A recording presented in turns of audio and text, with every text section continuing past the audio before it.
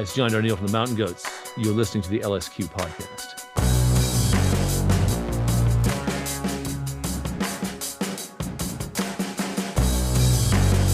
Hello, it's Jenny LSQ. Welcome to the LSQ podcast, episode 84, the first one of a new season/new year, season 6.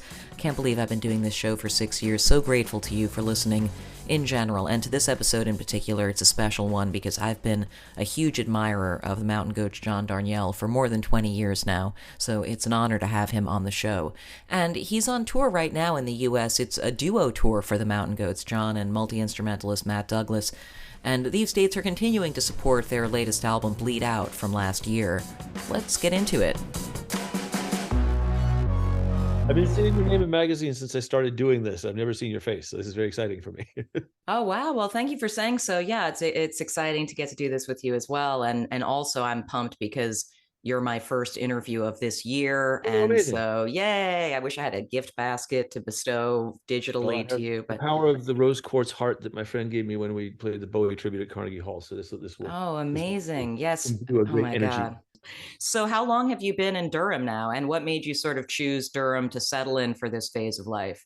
We moved here. It was in the previous phase of my life. It was in 2003, end of 2003. So I'd been in Iowa for like 7 years. My wife had grown up there, and then she graduated from Grinnell in 90, I want to say 7.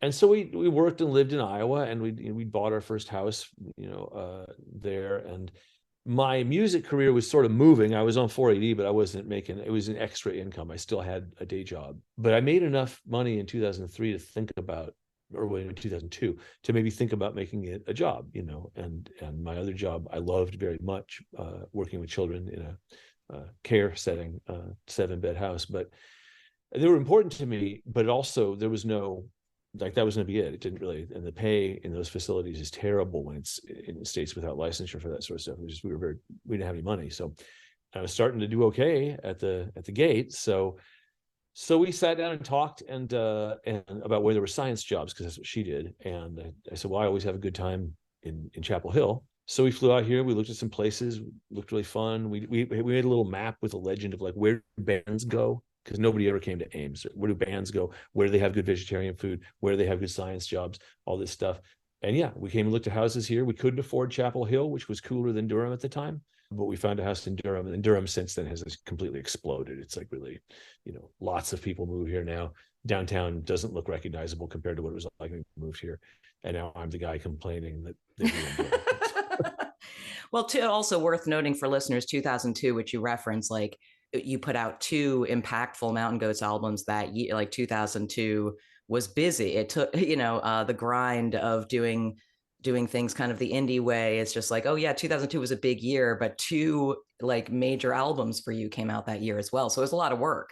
Yeah, it was, and it was really, if I was touring, it was every day. I mean, I looked at the dates. You can go to Setlist FM, one of my favorite, I think about this a lot now that Twitter is circling the drain, right? I think, what are the actual good websites that are fun to hang out on, and do stuff with? You think about the old web, and one of them for me is setlist.fm, not just for my own stuff, but like, we played this venue in Belgium a month and a half ago that they had pictures of the Lou Reed show in 74 that he played there in their foyer. And I was like, oh, who else has played? You can go on Setlist and somebody has uploaded who played there and if the set lists are available, they're up there. It's really cool to know who was in the room you were in 40 years ago or whatever.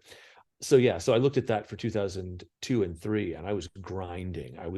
2003 is the one where it starts to go completely nuts. Because when we moved here, I looked at my money situation. I said, well, I'll try to do this, and if it doesn't work, I'll figure something out. And in a story that is famous in my mind, I was filling out job applications. I was volunteering in an animal shelter and trying to figure out what I was going to do, because I had worked really hard in 2003 and I'd made a living, but it was torture. I mean, I was out for a long time. It was hard work, and I don't love being away from home. So I was volunteering in an animal shelter, maybe thinking I'd do that. And that was 2005, and the Sunset Tree came out, and that was the end of that. Wow. And also just like, bless you for volunteering at an animal shelter. That's just such a wonderful way to give your Yeah, time. it was really great. I wish it's like with my former job, I wish there were more hours in the day, because I think it's good to do Right, but of course, like as you've said, the necessity for income just to survive, even when you found like an affordable place, and the worry that the influx of money that got you the house was not going to be a constant. And Yeah, and you'd see it happen over and over again. It's like, people just lose interest. And, I should say, I don't think anybody would have been able to give me this pep talk, but like, somebody could have said, John, you work really hard. You work all the time. You don't stop writing songs. You don't tour an album for 16 months and try and squeeze every last drop of blood out of it. You just keep going. And that was true even then, that I'd been doing it for 12 years or so. And it might have been clear to an outside viewer that whatever it is that drives me, it's a very strong drive.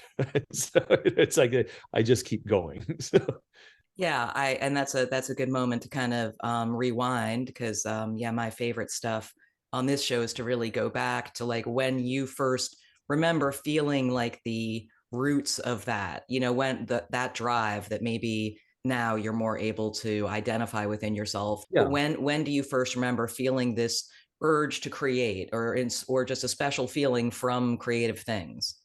So there's two things. There's the creative urge, and then there's the sort of the hyper generative urge that I'm just talking about. They're in the same neighborhood, right? But I started writing when I was very, very small. Before I could type, I was making, like, a thing I always remember is I had, this really dates me, because if your listeners are a day under 30, they have to look these names up. But I had these rubber stamps of Stan and Hardy, Laurel and Hardy, rather. Laurel and Hardy. Oh yeah. They had actually a cartoon, I think, made by the same studio that was doing Pink Panther and stuff like that in the late 60s, early 70s.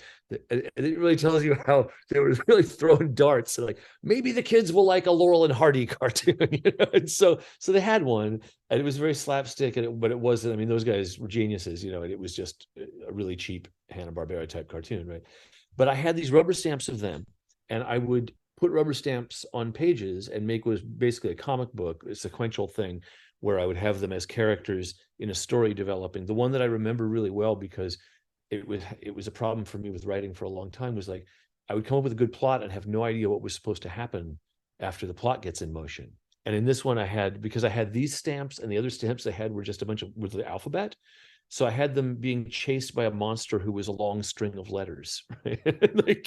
And I remember, I don't have it anymore, but I remember that like the monster was dangerous and was going to eat them and was swarming around them, and then they befriend it, right? That was it. So that was the first one. And I wrote a lot of poetry in high school, and that's sort of when I noticed that once I get going, I mean, at the time, and this poetry was terrible, and I'm very glad that it's gone. But I would sit down and write 3 and 4 in a night. And the third or the fourth one would be the good one, not relatively speaking, they'd all be terrible. But the third one is where I'd start to get my head of steam. And this happens a lot with songs to this day, that once I hit the vein, well, the first song's nice, and I'll send it to the guys. I'll get very excited. I won't get anything back. And it's because Peter knows that this is just the intro stuff. John will get really good once he's really going, Although I have to say, the stuff that we're working on now, the first song of the bunch, I didn't send to the guys. I held it back by accident. And then just last week, we were looking at the song list, and I said, what's Bike? I said, you guys don't have Bike?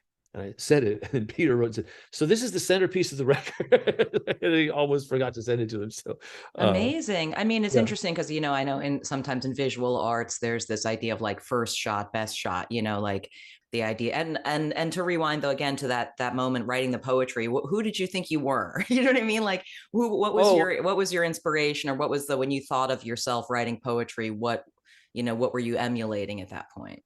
So I had started writing short stories when I was like 10.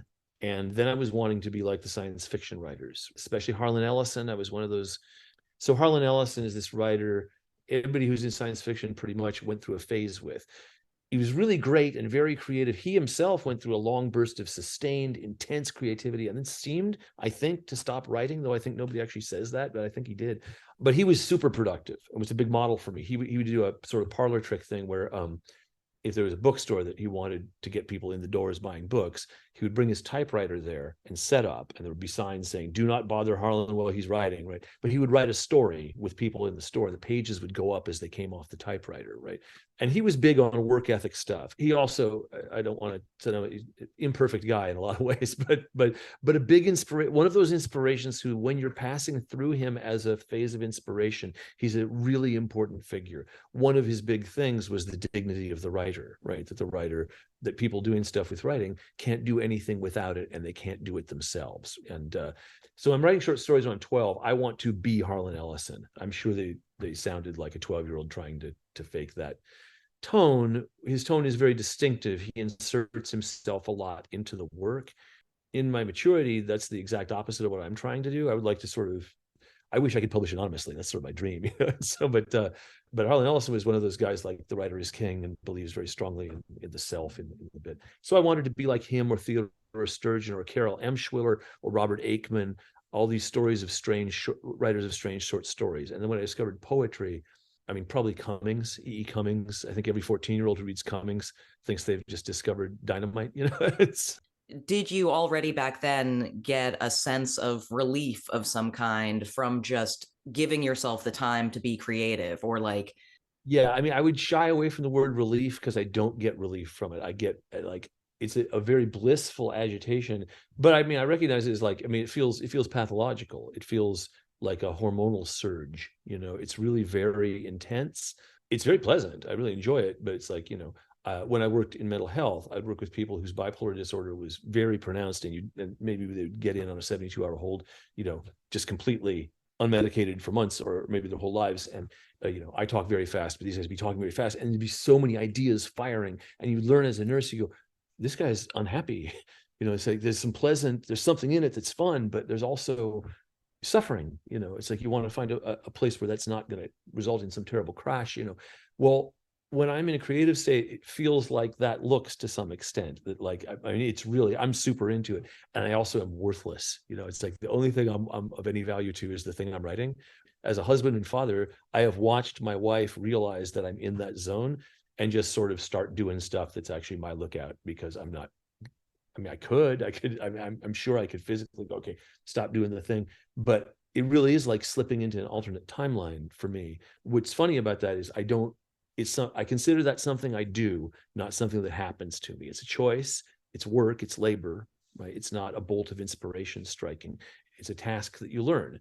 Part of doing that task involves sort of the temperature in your head going up, the same as if you work in welding, then part of that involves being around hotter stuff, right? The temperature in the room is hotter. But I don't believe in the idea of, like, that it's something being imparted to me. It's something I do.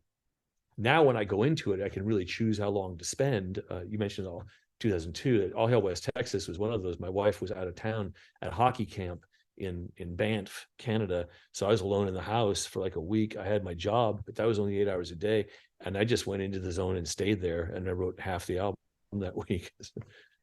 And when did the musical component of creativity, so you talked about short stories and poems, but you were obviously listening to music and having favorite songs and artists already by that time. How did those kind of tracks start to merge? So, I mean, like everybody else in the 80s, I had several bands that I was in, but I really did want to write poetry, and I won a poetry contest, and and then in my 20s, I was doing it again, and I got published a few times, and I was, there's these books, the Writers Market, Poets Market, where you can look up these quarterlies, these like there used to be more of them, but they're still around. And you send out your poems in bunches with a self-addressed envelope, and they come back often with a little commentary going, this isn't quite right for us, but I kind of like this, or whatever. A couple of them got published. I was sort of on my way, and I was working as a nurse, a psychiatric technician at Metropolitan State Hospital in employee housing where I lived. I worked at the unit across the yard from my studio apartment, which was like in a 30s building, right? It's sort of deco tile, but mind you, no. That's the thing. The deco tile, to me, was a big bonus. But if you invited people over, they would think you were living in an SRO, right? It was and my stereo was still at my mom's house, but I had a boombox I had bought because another band I was working with, we were wanting to use it. And one of those guys moved up to Northern California. So now it was me alone in this room with this boombox writing all these poems.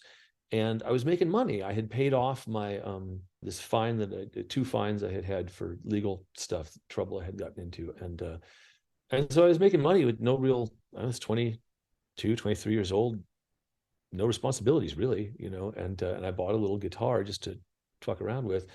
And I was playing it, and I would just grab a poem of the stuff I'd been working on and throw it into the tune. And that's how the Mountain Goats had started. It's like I just, had this boombox, had this little guitar, had some poems, the poems sounded pretty funny, I thought, set to music. That was the virtue, is like they were kind of cool, they were weird, but I didn't have any sense that there were other people doing outsider stuff or anything. I knew Darnielle Johnston, that was it, right? Like I wasn't really, my listening wasn't, I wasn't in that world. Although I did buy, and I've been trying to write a song about for years, Fact Sheet 5. Do you remember Fact Sheet 5?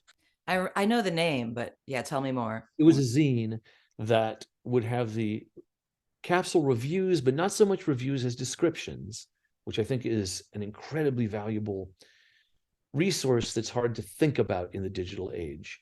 You could not go and hear it, but there was weird music all over the world, almost impossible to find. Nobody's broadcasting it. There's no place. How you have to know Like somebody. or like the Trouser Press, of course. There was that as Browser well. Press was a good one, yeah. But like, unless you were in New York, your access, or London or wherever, your access to this stuff was very limited. Fact Sheet 5 was a zine that would just have these capsule descriptions and addresses of stuff, and you'd go, huh, muddy sounding noise from the British Midlands. That sounds like something I might like. And you'd put $5 in the mail and cross your fingers, right? And so I was aware of that stuff, but I hadn't really heard much when I was setting my poems to very crude guitar sequences. I was just trying to do something weird, because another thing I was doing at the same time was singing Frankie Valli lyrics over the sound of the test pattern at 3 a.m. My girlfriend bought me a TV because she thought it was weird that I didn't have one. She said, "What kind of TV would you want?" I said, "I want a black and white one." And she looked at me like from space, but she bought me a cheap black and white TV. And at 3 a.m. I would find like a snow pattern and turn that on and then sing Frankie Valli lyrics over it. It sounded ghostly and weird, to me. And so I want to hear that shit. I want to hear that shit. It's on a tape in the office. Frequencies, man. Those white noise frequencies are awesome. There's so much music in the frequencies, right? Yeah. But if you put them into that boombox, like it just wound up being this very lonesome, bizarre. To me, things like that, you can't help but write a story about the person making it. It creates a story which is almost never going to be a true story about the circumstances of its composition. Well, then it's kind of Spanish, right? Like in the sense of, or Garcia Marquez, but like also Vila Matas, all these Spanish writers who like to tell stories that are half true. And those are fun. That's the terrain of fiction. And so I wanted to make stuff that if I had just dropped it off someplace and somebody had picked it up, they'd say, I found the weirdest thing. But you described, though, having been involved with bands before you started doing this and got the guitars, and obviously Frankie Valli's are, you were not, it's not like you weren't listening to music. I mean, what was the sort of, what were the, very foundational kind of musical things that you gravitated toward first? And what were those other bands you were playing and what was that so about? This is the thing, is like the Mountain Goats don't sound like any of the stuff that I was into. Right. But my brief musical development is, I mean, again, I got to apologize in advance that my stories are so long and they do come back to their, I love it. Their point. But so when I was a child, my father was a jazz pianist and my parents divorced when I was 5. But prior to that, I had a little record player and the children's records that I listened to, which were soundtracks, the soundtrack to the Aristocats, some Pickwick Records Fiddler on the Roof soundtrack that had been bought for me when I thought I was going out with my mom and my aunts to see Fiddler, but to the movie, but it was only them going. And I was bummed. I was like 4. So they saw me at a department store and found the $1.99 knockoff soundtrack and gave me that. Right. So I listened to that, the Aristocats. What else did I have? God, I had tons of stuff. It seemed like so much. It was probably like 10 records, right? And some of those book and record things, the Disney stuff. It was all children's stuff, and I was very, very into it.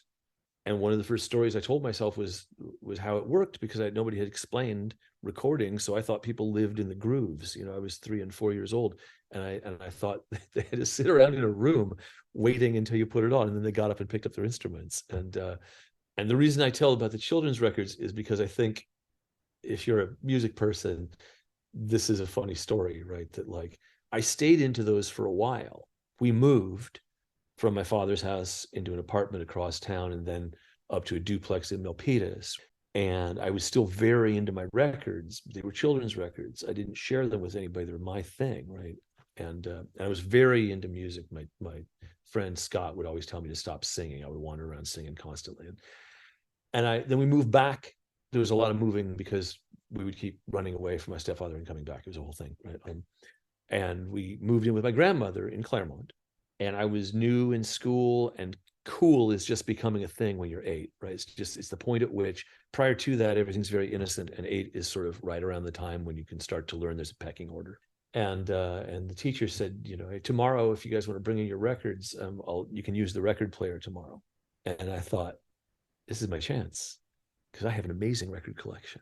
I got the Aristocats, I got Fiddler on the Roof, I got the Music Man, I got the good stuff. Right? These I know a lot, and I know every song. I know all the words. Music Man, forwards and backwards, and I got this stuff backwards and forwards. Man, they will see that I'm cool because I haven't established my cool yet. But because God is kind, God saw fit to prevent me from remembering to bring my records in the next day, when all the other kids brought the Beatles and Elton John and the Bay City Rollers. And if I had brought in the Music Man and the Aristocats, I would have been clowned down the block, across the street, and into Pomona. It would have been an absolute catastrophe. And I was completely aware of it, because I showed up the next morning and Eric Ratnoff says, hey, I brought this. He shows Elton John's Friends soundtrack, which to me looked like that's the dangerous stuff from the future.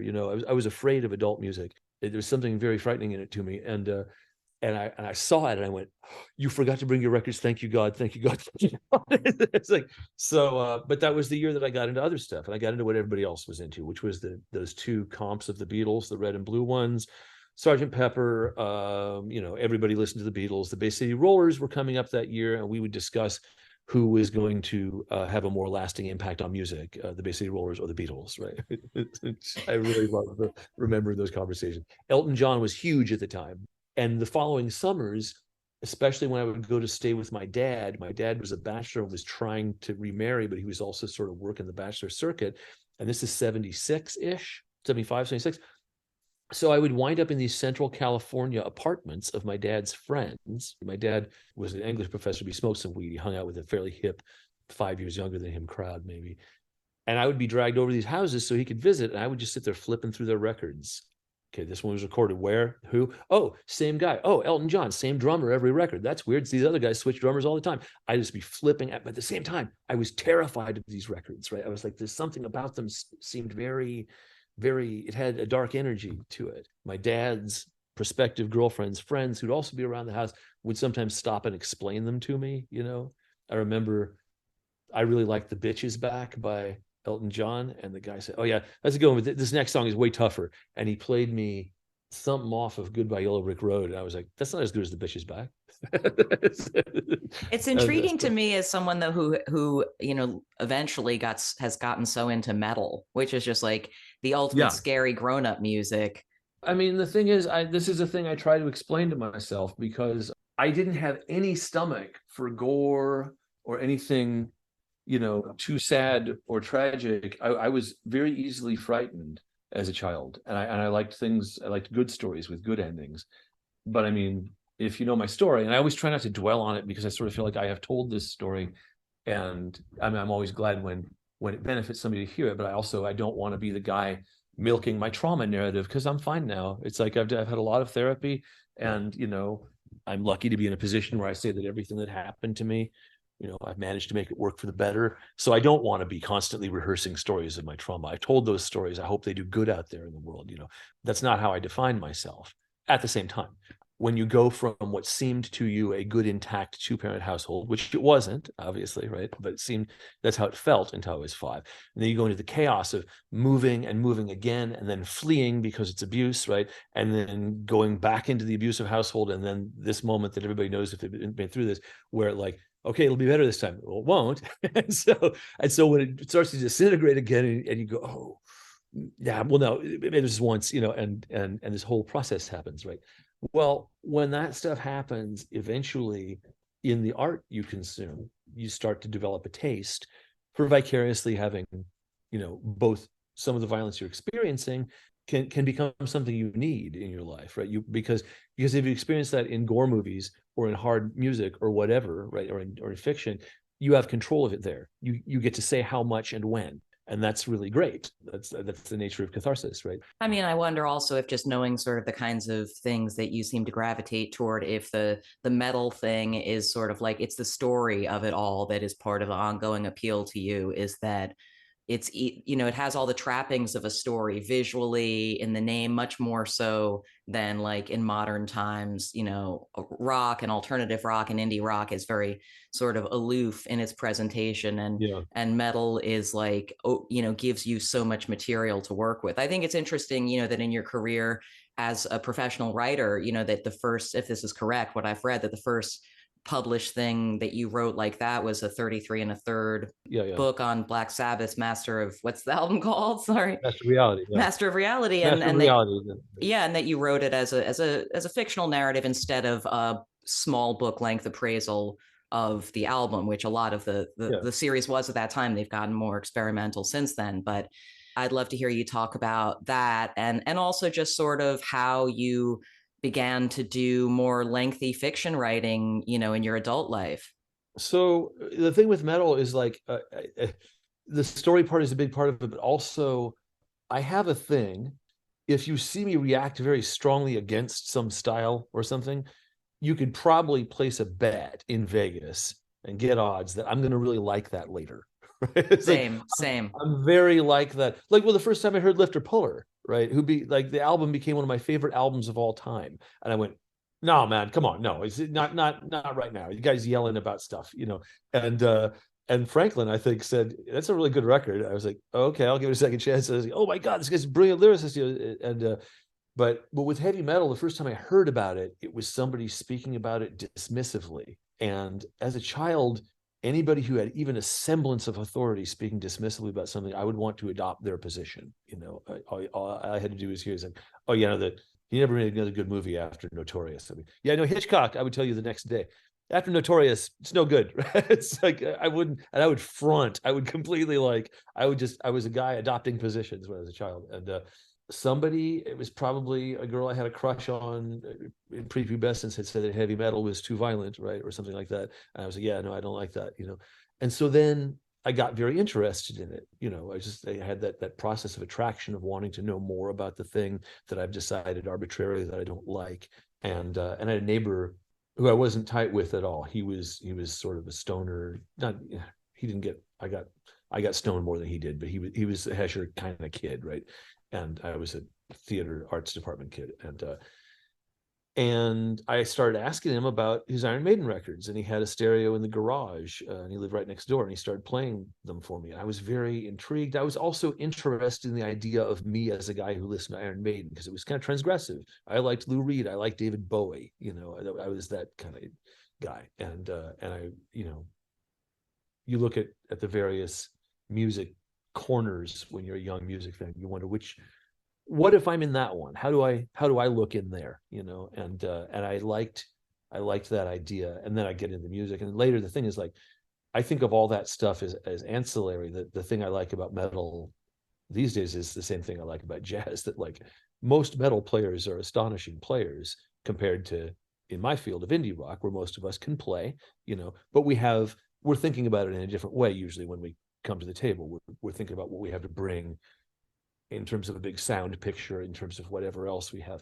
But metal guys, like the worst metal guitarist is better than me any day. Like, those guys are good, and I like that stuff. I really respond a lot to that. You know, it's wondrous to me. Yeah, so also curious about the starting to write books and kind of undertaking that as a, because Right. clearly that's something that you have to, similar to the way you're describing being creative and devoting all your brain power to it when you're doing it with music. I would imagine writing, you know, writing a novel, let alone three, like, you know, that carves out a huge portion of energy when Oh you do yeah. it. So, well, the thing is, I think I've told this story, but I always feel bad about this story given how fierce the competition is now to get a 33 and a third published. But this was like 2006, I think, and it was still fairly. And they were out there, but you know, when they sent out a call for pitches, it wasn't like the Swarm it later became. And I had been writing a lot of music criticism for various New Times outlets. And I think I wrote for Magnet some. I can't remember who all I wrote for. But it was a thing I was doing and people knew it. And I had a website, right? Last Plane in Jakarta, that updated every Sunday night, right? And there's a long form pieces. And I also had a hard copy of the zine that I did 6 or 7 issues of. So my name was known, as it's another thing John does. And I mean, you probably remember this, writing for New Times, that was a really good second income. It was like, until the rug got pulled out, that was like really helpful. And so yeah, my stuff would get picked up by the Palm Beach outlet. It would be an extra $50 every time somebody else ran it, and so I was doing this, and I wrote mainly about metal because I'd gotten so into it. And in the indie sphere in 2006, the amount of music that people were into had grown a lot since 95. But there was a lot of stuff that people had gotten into, but nobody was really into metal at all yet, except Aquarius Records. A lot of guys at Aquarius were super interested in that. And I was looking at the 33 and a third list, and I'd go, well, this is all a certain type of canon. This is all people who have bachelor's degrees canon. And that's fine, because that's the people who are likely to be writing the books anyway. But I was like, there's a lot of music, the beauty of music is that you don't need any kind of education whatsoever to respond very deeply to it, right? And your response isn't better just because of the terminology you have to describe it. There is no better or worse response.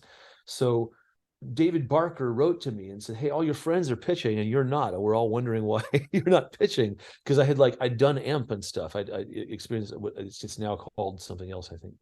But I had presented a paper there, and they said, why aren't you pitching? I said, well, I don't think you guys are that interested in the stuff that's interesting to me. I said, well, you should try.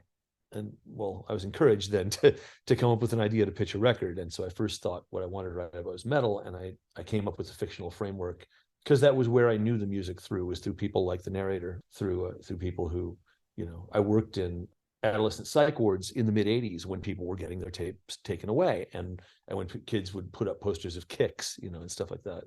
But I was there during the boom, the hair metal boom, but also the rise of Metallica. Like the morning after Metallica played the AMAs, I think it was the AMAs, and Shredded. Do you remember this? I don't. No, it was the Grammys. It was the Grammys, because that was when Jethro Tull beat them for Best Metal Band. But Metallica played one on the Grammys, and it was an astonishing moment. And I worked a drug rehab the next morning, and there was a dude in there who was a full-on Hesher. And I was like, were you able to see the Grammys last night? And he said, no, but I heard they shredded. It was a really amazing moment. But that was the stuff that I sort of felt. And I still think, even though we have such better coverage, that there's a leaning toward describing music either in sociocultural or highly aestheticized terms. And I'm always wanting to ask, what are other ways of talking about music? Whatever the other way is, that's what I'm interested in. Yeah, I think it's observing and participating myself over 30 years now or something.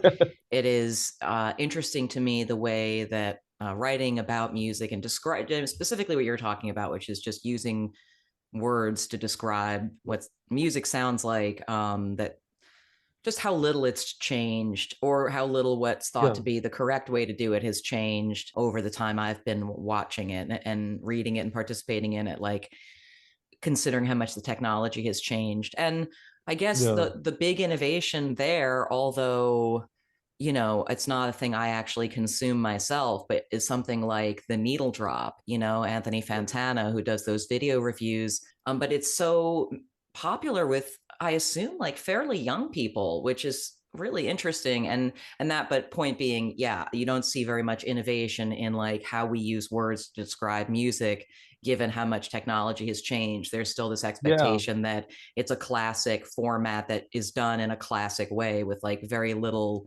thought of it changing.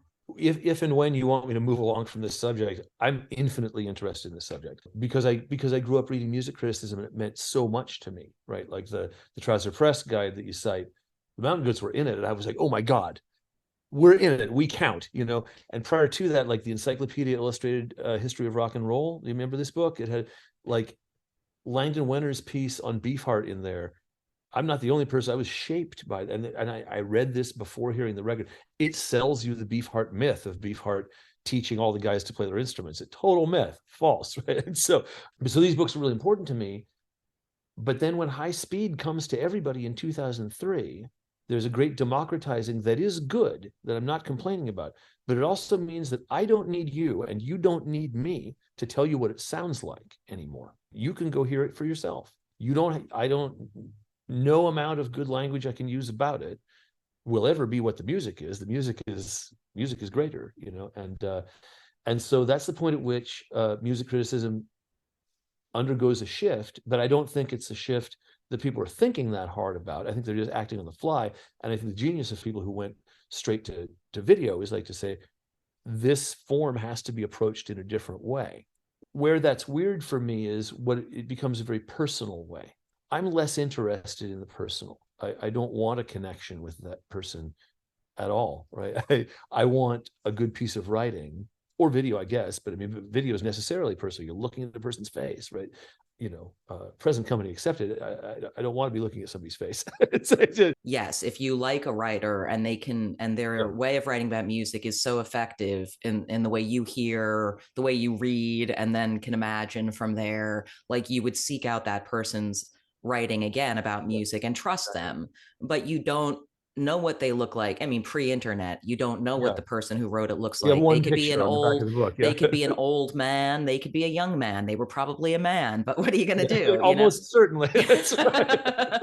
But yes, it's true. With video, you are up against your own predisposed opinions and do I like that guy's glasses or whatever it might be. Well, and all the other million things you can learn about the people doing it. I mean, and this is the thing, is like everything becomes very branded. Whereas, this is a way in which you can tell that I'm 55 years old, right? It's like, I would really like for people who like my music to be able to do so with no interest whatsoever in whether they like John Darnielle or not. I have no interest in anybody liking John Darnielle. I don't care. Right? It's like, obviously I don't want people to dislike me. I'm like anybody else. I hope people think I'm a nice fellow. I try to do my best, but I'm not interested in the John Darnielle brand at all. I'm only interested in the stuff I'm doing. The stuff I'm doing is interesting to me, and I am separate from it. I'm the person who makes it, but I'm not trying to get people to say, John, you're good. I don't know. I'm not. John, you're a genius. I hate it if people say, no, I'm not a genius. I'm a hard worker, right? I do some hard and good work. I've developed some skills.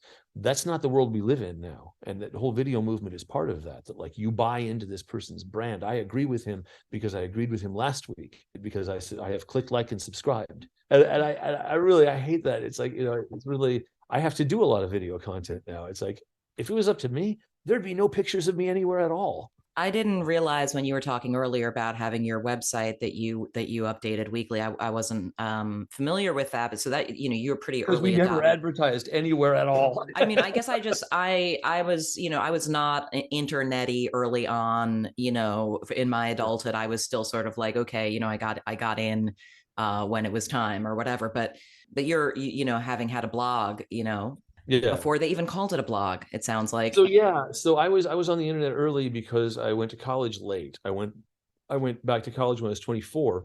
So I was in a computer lab during what they called the Eternal September, which is when all the colleges got online and suddenly these private little chat rooms and stuff got flooded with new people, which happened every September for a number of years, right? And then those people would get very excited and they'd go away. After the Eternal September, it's just September on the internet every month, right? There's just so many new people. You can't have the small things you had before. I got on in, I think, fall of 94. So I was, by 99, I'd done 1 or 2 issues of the zine, and I got the idea to do it on the internet. And I updated weekly for a long, long time, long pieces that had some good effects. Some of them are offline now, like the Radiohead when not Kid A, what was after Kid A? Amnesiac came out. I thought it was so good, and I had disliked Kid A, and everybody else thought it was great. I wrote a piece every week about Amnesiac for every song, and we did a lot of interesting things with the graphics. And the final piece was in Flash, and the lines of it faded up and faded down, so you had to read it in that timing, and I was pretty proud of it. You try and look at something in Flash lately? I have not. And that's why you'll never see this piece again, because Flash doesn't exist anymore. So I did that for the longest time. I'm curious twice to using the internet different than other people do, and I'm curious about this. I know I'm not the interviewer here, but I guess it's like I just try not to look at it too much or something. Yeah. I try to look at it in a very targeted way where I look up what I'm researching or preparing for or need to know for my radio job or whatever, but I don't really consume like whatever is trending, and I get that people just enjoy, they're like, oh, I like watching lots of TV shows, so I want to watch what everyone just watched. If Yeah. everyone's watching, Wild Lotus, I'm going to watch it too. I haven't seen any of it. White Lotus, that's what it's called. I said, I wow. hear it's big. That's how often. No, I mean, I watched episode 1, then I got distracted. I'm in a Columbo What I phase do. I watch now. the I first just started. episode, I've been sounds watching good. episodes of Columbo. I don't know if you fuck with Columbo, but Oh, who doesn't fuck with Columbo? I mean, I had never watched Columbo until it came on some random Oh, channel, and no then I kidding. was like, I think I need to watch all the Columbos Oh, now. That's Columbo's my a really practice. fun show. And this is going to sound like planned promotion, but it's not. You may or may not have heard, and you probably didn't if you're not on social media, that I did some acting and music writing for my friend Rian Johnson. I did hear that. I was going to ask you about that, so go on. For his new show, Poker Face, which is being compared in the press materials to Columbo because it's a mystery of the week type show, and with a through line, right? With through line characters and stuff, and so because I watched the trailer last night. I saw a quick flash of you in that. How did that? And obviously you and Rian have collaborated before. Yeah, so I've known Ryan for a long time now. He actually ordered a Last Plane to Jakarta T-shirt from we had a very short run of like 50 T-shirts in like 2002 or something like that. And when he made his first movie, my wife said, "Oh, I think this guy ordered a shirt." And we went to the box of old orders, and there it was. And then he had named the music that his brother wrote for his first movie for Brick. Right. And we watched the credits, and the credits rolled, and it said music by the Hospital Bombers Experience. This is a reference to a Mountain Goats song. Right. I was like, what? And so I got in touch, and he shot a video for me, and then another video, and he kept getting bigger. He's got this amazing brain. He can hold a very complex storyline with many different points and points of entry and exit in his mind all at once. Right. He can think of more things than I can at once. So I text him all the time about whatever. I mean, I think one of the things about knowing me is that you're liable to get some text that says, Ryan, have you read Jean-Patrick Machette? And he'll say, no. Say, oh, you have to read this. You will love this guy. So yeah, I'm texting about something, and he said, maybe I sent him a song. I don't know. And he said, hey, I had an idea. What are you up to in June? I said, well, I'm touring. What's up? And he said, well, there's this show, and I had an idea that you could have something to do with it. And we worked it out. And I wound up writing the music and the lyrics. I wrote most of the lyrics and the vocal melodies, and Jamey Jasta from Hatebreed wrote the music because it's supposed to be a metal-ish band, and I can't actually write metal. I know about it, but I can't do the thing. Whereas Jamey is like really, I mean, he's really able to write like 3 different styles. He's sort of like you could ask Jamey, give me a power metal sort of jam, and then give me a doom metal jam, and then give me a sludge metal jam. I'm going to need them by tomorrow morning. And I guarantee you he could provide you with one serviceable jam of each of those genres by tomorrow morning. So we worked together and did that stuff. I tracked the stuff here in Durham, and it was very funny to then be on the set, with Chloe Sevigny and the band lip syncing to this stuff that I had tracked my scratch vocals down here, and that Jamey did at his studio in Connecticut. That as a foray, a musical foray though into the visual form like that. I wonder, is that another realm, like writing a feature film or writing a TV series or that kind of a thing? It seems like something that you're naturally suited to as a storyteller, and your tendency to have ongoing stories that you can adapt.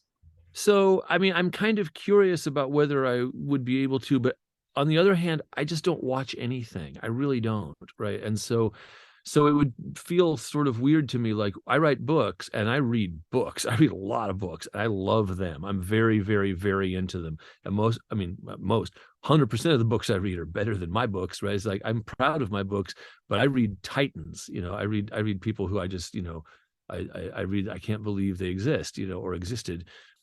Like I'm getting into Balzac now. Oh my God. Have you ever spent any time with Balzac? I have not. Did you know that he spent most of his career writing a series of interconnected novels called The Human Comedy? And they're all like the whole world of Paris in the 19th, well, not the 19th century, but starting there and heading. And he's one of those big vision dudes that he seems to have had the whole vision for it in a very short period of time. What a title, The Human Comedy. Jeez. Yeah, no, and so wait, do you start at the beginning reading something like that? I found online it was another one of these cases where I found like a WordPress site where somebody had gone, here's what my reading group has decided is the best reading order for I was like, oh, that's great. But no, I just dipped in. I found out because I had an NYRB book that turned out to be one of them, because it's most of what he wrote is in these dozens of novels, I think. But the point is, like, I read that and then I go back to what I do, and I hope to maybe scratch that at some point, It's good to know you're in your Balzac phase. I'm in my Columbo phase, It's yeah. Columbo is great, though. Columbo is really remarkable. And there's also what he was in. Peter Falk, basically playing the Peter Falk character, was in at least one or two, like, movies as that character, but that were by, like, artsy directors. Yeah, but and also someone was telling me about, I haven't done my Peter Falk deep dive yet, because I'm like, okay, I still have another 30 plus episodes of Columbo to watch first. You're going to see the whole run. Wow. Yeah, I'm going to watch. That's what I'm watching until I watch one a night, just one episode a night, and I'll watch them until I run out. Anyway, for listeners, you're going to hear me talking about Columbo a lot in the first few episodes of LSQ for this year, so deal with it. That is so good. That is really great. I think, John, we are at a good place to wrap up for this conversation. What a joy talking with you. You are great. You have a great voice, and it's an honor. That was awesome. Huge thanks again to John Darnielle for that conversation. And the Mountain Goats tour I mentioned earlier, the duo tour where it's John and Matt Douglas, is on the road in the US right now. You can get info at mountain-goats.com. And that brings us to the end of episode 84. Thanks again for listening. If you've got questions or feedback, I'm at Jenny LSQ on most platforms. Talk to you next time.